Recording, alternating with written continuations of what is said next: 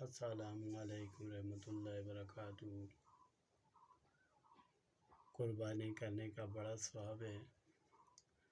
رسول اللہ صلی اللہ علیہ وسلم نے فرمایا کہ قربانی کے دنوں سے زیادہ کوئی چیز اللہ تعالیٰ کو محبوب ہے تو وہ چیز قربانی ہے۔ ان دنوں میں یہ نیک کام سب نیکیوں سے بڑھ کر ہے۔ قربانی کرتے وقت جو خون کا قطرہ زمین پر گرتا ہے تو زمین تک پہنچنے سے پہلے خالق کائنات ہر خون کے قطرے کے بدلے کے برابر اس شخص کے نامہ اعمال میں نیکی لکھ دیتے ہیں۔ اگر کسی قربانی کرنے والے پر قربانی واجب نہ ہو تب بھی اتنے بے حساب ثواب کی نیت سے قربانی کر دینی چاہیے۔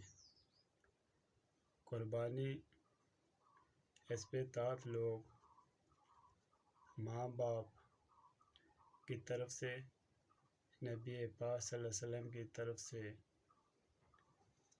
آپ کی بیویوں کی طرف سے کر سکتے ہیں۔ سب سے بد نصیب وہ شخص ہے جس کو اللہ نے مالدار بنایا اور وہ اس عظیم نعمت سے محروم رہا۔ اس سے بڑھ کر بد نصیب کون شخص ہوگا جس کو اللہ تعالیٰ نے استطاعت بخشی لیکن پھر بھی وہ قربانی جیسی نعمت سے محروم رہا۔ جس پر صدقہ فطر واجب ہے اس پر عید کے دنوں میں قربانی کرنی بھی واجب ہے۔ قربانی کرنے کا وقت عید کی 10ویں تاریخ سے لے کر 12ویں تاریخ کی شام تک کا ہے۔ قربانی کرنے کا سب سے بہتر وقت عید کا دن ہے اور نماز عید کے بعد قربانی کریں۔ اگر کسی گاؤں قصبہ میں رہنے والا شخص ہو وہاں پہلے بھی قربانی کرنا درست ہے۔ اگر کوئی شہر میں رہنے والا انسان جانور دیہات بھیج دے تو بھی درست ہے اور نماز سے پہلے خود شہری موجود ہو اپنی قربانی کو اپنے ہاتھ سے ذبح کرنا درست ہے۔ ذبح جو نہیں کر سکتا تو قربانی کا جانور اس کے پاس کھڑا ہونا لازمی ہے۔ ذبح کرتے وقت کچھ نہ پڑھا، صرف نیت کی، بسم اللہ اللہ اکبر کہہ کر ذبح کر دیا تو بھی درست ہے۔ بھینس اور اونٹ میں 7 لوگ شریک ہوں تو بھی درست ہے لیکن شرط کہ کسی کا حصہ 7ویں حصہ سے کم نہ ہو، سب کی نیت قربانی کی ہو۔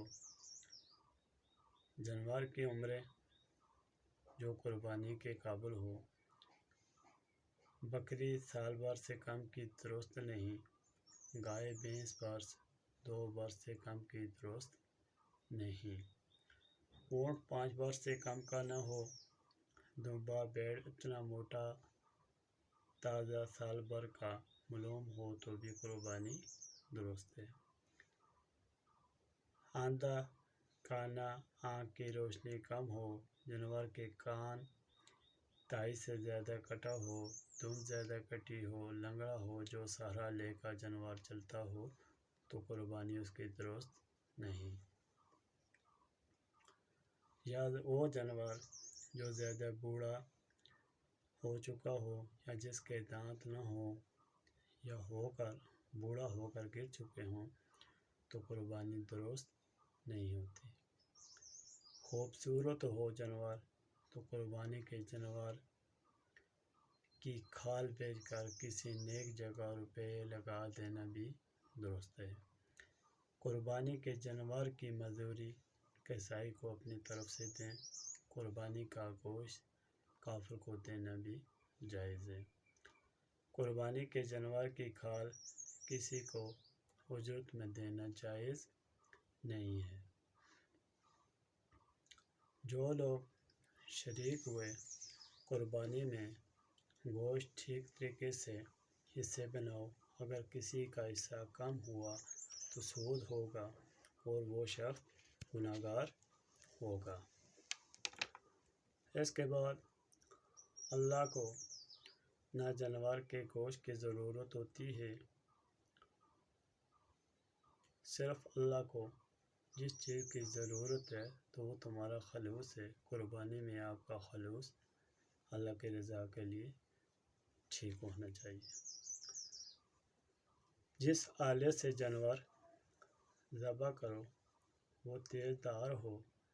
جس آلے سے جانور ذبح کرو جانور کے سامنے وہ آلہ تیز نہ کرو اور نہ ہی اس کے سامنے پھینکو، کیونکہ جس جانور کو ذبح کر رہے ہو اس کے سامنے چھری کا تیز کرنا یا اس کے سامنے وہ ہزار جن سے اس کو قربان اللہ کی راہ میں کر رہے ہو پھینکنا، یہ درست نہیں، کیونکہ اس کو اللہ کی رضا کے لیے اللہ کی راہ میں قربان کر رہے ہو تو اس کو بے ترتیب، بے سارا اور بے چینی سے ذبح نہ کرو، ورنہ اس کا بھی آپ نے حساب و کتاب دینا ہوگا۔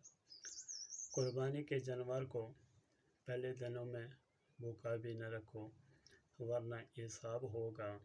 ہر وہ چیز جو مسئلے میں آتی ہو اس کا خیال رکھنا قربانی والے پر واجب ہے۔ قربانی کے جانور کو قبلہ رخ لٹا کر یہ دعا پڑھو: بسم اللہ الرحمن الرحیم، انی وجہت وجہی للذی فاطر السماوات والارض حنیفا وما انا من المشرکین، ان صلاتی ونسکی ومحیای ومماتی للہ۔ قربانی کے خون کو استعمال میں لانا بھی حرام ہے، گوشت میں ہوجری شامل کرنا بھی مکروہ ہے، جانور کے مثانے کا استعمال کرنا بھی مکروہ ہے، جانور کے پیشاب والی جگہ کاٹ کر گوشت میں شامل کرنا بھی مکروہ تحریمی ہے۔ خالق کائنات ہماری قربانی کو اپنی برگاہ عالیہ میں قبول و منظور فرمائے۔ اللہ رب العزت ہمارے صغیر اور کبیر گناہ معاف فرمائے۔ اللہ اپنے محبوب کے صدقے ہمارے تمام دلی و نیک حاجات کو اپنے برگاہ عالیہ میں قبول و منظور فرمائے۔ السلام علیکم رحمۃ اللہ وبرکاتہ۔